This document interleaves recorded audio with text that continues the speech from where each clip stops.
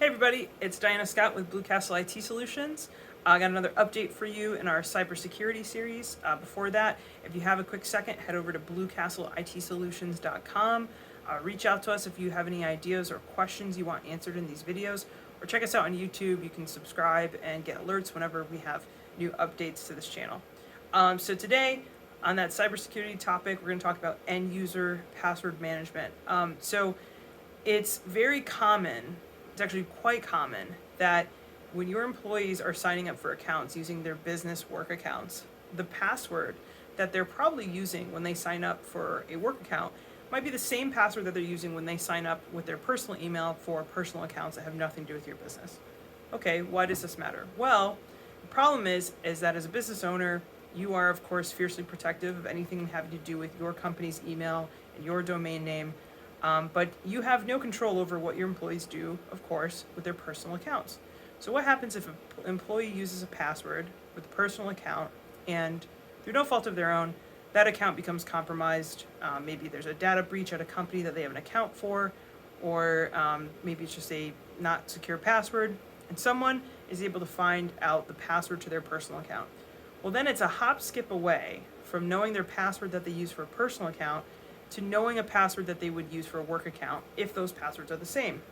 So if your employees are not using keeping themselves to a standard of keeping their work passwords and personal passwords separate, you have an overlap which can be a security threat to your business.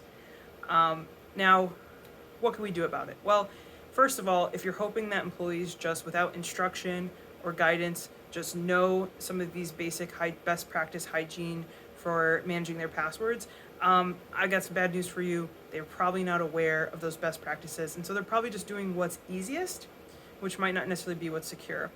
What we advise our customers to do, and I advise any business owners to do, is that if there are work accounts that your customers have to use, they have to create accounts with their work emails to do business, to make use of a password manager. A password manager can be used to store a number of accounts that are tied to their work email, and you can set randomized, unique passwords for every account for that work business account. And that's how you can ensure that they're not reusing passwords that you don't have any control over, which are tied to personal accounts not related to the business, and that there's no overlap, because by using a password manager and requiring your employees to use special unique passwords for any accounts they use with a business email, you can rule that security threat out.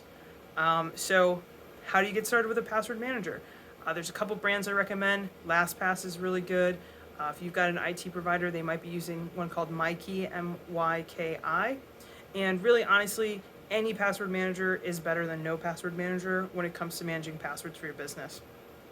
If you want to know more, you want some guidance, this has piqued your interest because you're pretty sure your employees might not be doing some best practice use of their password management, then please reach out to us at bluecastleitsolutions.com, or just find us on social media.